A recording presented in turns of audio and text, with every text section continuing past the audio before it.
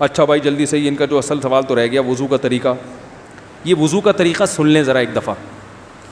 وضو تو سب کو ہی کرنا آتا ہے, لیکن جو صحیح پراپر سنت طریقہ ہے نا اس سے لوگ وضو نہیں کرتے. نماز کا طریقہ تو بڑا لمبا ہے, اب وہ تو پوری کر کے دکھانا پڑے گا نا, تو وہ پھر کسی اور وقت انشاءاللہ. وضو میں جو ہے نا لوگ کیا کرتے ہیں, بہت زیادہ ہو گیا ہے, چھوٹے بچوں کا اور بڑوں کا لحاظ یعنی تھوک اور ناک وغیرہ کپڑوں میں بدن پہ لگ جائے تو پاک ہوتے ہیں, نہ پاک ہوتے ہیں. اگر نماز پڑھنے بلی آ کر پاؤں چاٹنا شروع کر دے تو پاک رہے گا, بلی کا جھوٹا پاک ہے. تو کیا ہوا, وضو کا جو طریقہ ہے نا لوگ کیا کرتے ہیں عجیب, نارملی تو سب صحیح کر رہے ہوتے ہیں لیکن جو صحیح سنت طریقہ اس کو فالو نہیں کرتے. طریقہ یہ کہ آپ نے ہاتھ دھونے کے بعد بائیں ہاتھ سے نلکا کھولا, سیدھے ہاتھ میں کیا لیا, پانی لے کے نلکے کو فوراً کیا کر دیا, چلو میں پانی لے کے. لوگ سمجھتے ہیں نلکا کھولنا تو سنت ہے, بند کرنا سنت. ارے بولو نا یار, نہیں ہے. تو کلی تو سیدھے ہاتھ سے کرنی ہے نا, تو الٹے ہاتھ سے آپ کیا کر دیں گے, نلکا بند. کیونکہ نبی صلی اللہ علیہ وسلم جب لوٹے سے پانی نکالتے تھے تو چلو میں پانی لے کے لوٹے کو سیدھا کر دیتے تھے. یہ نہیں کرتے تھے کہ لوٹے سے لوٹا اسی کیفیت میں اور پانی بہتا چلا جا رہا ہے. تو آپ نے نلکے کو لیفٹ ہاتھ سے کھولا اور چلو میں پانی لیا اور فوراً نلکے کو کیا کر دیا, بہت زور سے بھی بند نہ کریں, اس کا واشر خراب ہو جاتا ہے, بس آرام سے بند کر دیا. کیونکہ وہمی ہوں گے نا, وہ یوں کر کے کرتے رہیں گے, نلکے توڑ دیتے ہیں کہ بھئی ایک قطرہ بھی ضائع ہو گیا تو قیامت کے دن کہیں جہنم میں نہ پھینک دیں ہمیں, اس لیے پورے کوئی نمی بھی نہ آئے, تو تھوڑا سا بند کر دیں, ایک آدھ قطرہ ٹپکنے سے کچھ نہیں ہوتا. یہ لیا آپ نے, منہ میں کلی کی, مسواک کی, مسواک نہیں ہے تو انگلی سے دانت صاف کیے, غرارہ بھی کیا اگر روزہ نہیں ہے, ٹھیک ہے. پھر نلکا کھولا, پھر بند کیا, پھر کلی, اس طرح. پھر نلکا کھول کے دائیں ہاتھ میں پانی لیا, ناک میں نرم حصے تک پانی پہنچا کے اچھی طرح ناک کو صاف. اور نلکا پہلے وہ ویسے ہی بند ہو چکا ہے, اب ناک کو اچھی طرح صاف کریں سامنے والے کا خیال کر کے. آئی بات سامنے, سامنے تو یہ نہیں ہوتا, وہ ہوتا ہے سامنے, اس کا زیادہ خیال کرنا پڑتا ہے کیونکہ بس زیادہ تفصیل میں نہیں جاتا ہوں. تو چھوٹی انگلی سے اچھی طرح ناک کو صاف کیا, اس کی رطوبتیں نکالیں, ٹھیک ہے.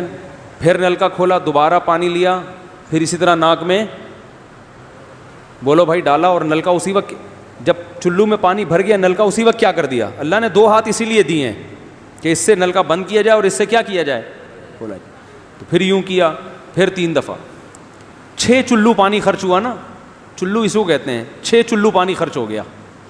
پھر آپ نے کیا کیا, نلکا کھولا لیفٹ ہاتھ سے. جو اصل طریقہ ہے وہ تو یہ ہے, سیدھے ہاتھ میں پانی لے کے نلکا بند کیا اور سیدھے ہاتھ سے پانی پیشانی پہ ڈال کے دونوں ہاتھوں سے پھیلا لیا. 3 دفعہ اس طرح کیا.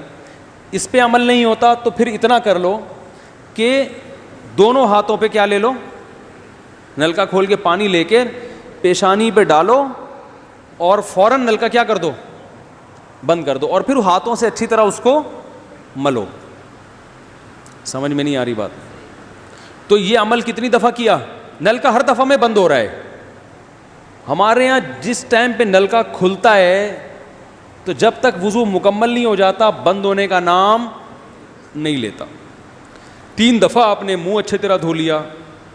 داڑھی ہے تو اس میں کیا کر لیا, بڑی داڑھی ہے, میری داڑھی ایسی, میں تو چلو سے پوری داڑھی دھو لیتا ہوں, چھوٹی سی داڑھی ہے, تو داڑھی میں خلال کر لیا آپ نے.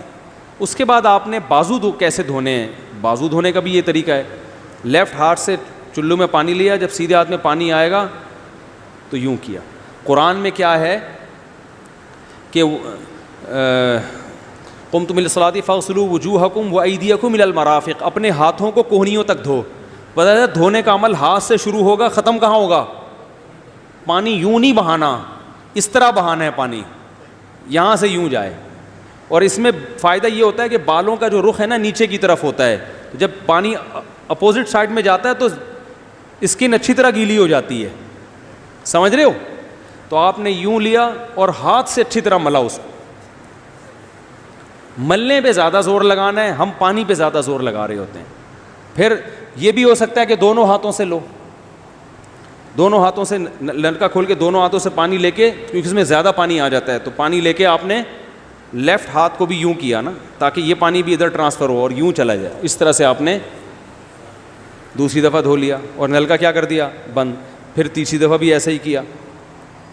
یہ جو ہوتا ہے نا یوں یوں یوں یوں کر کے رگڑے لگا رہے ہیں نلکے کے نیچے ایسے, یہ نہیں ہوتا, یہ سنت طریقہ نہیں ہے. نبی جس برتن سے وضو کرتے تھے تو اس طرح چلو میں پانی لے کے اس طرح وضو کیا کرتے تھے, غسل اسی طرح ہو جاتا تھا.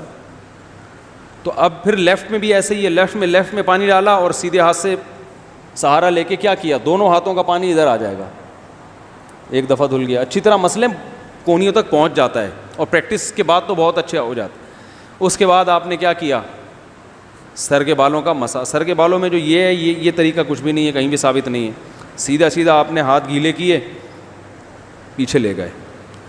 ایک حدیث میں صرف یہاں تک آتا ہے, ایک حدیث میں واپس لانا بھی. تو دونوں طریقے ہیں مسح کے, صرف پیچھے لے جاؤ یا پیچھے لے جا کے پورے سر پہ ایسے ہاتھ پھیر لیا, کیا ہو گیا سر کا مسح. پھر انگلیوں کا, وہ کانوں کا, الاذنان من الراس, حدیث میں آتا ہے کان کس میں سے ہیں, سر میں سے. کیا مطلب, اس کے لیے نیا پانی لینے کی ضرورت نہیں ہے. کان کا مسح کیا اور کانوں کی لو کا مسح کیا. گردن کا مسح بہت اختلاف ہے اس میں. احناف کے ہاں سنت, احناف بھی نہیں کہتے, افضل ہے, بہتر ہے.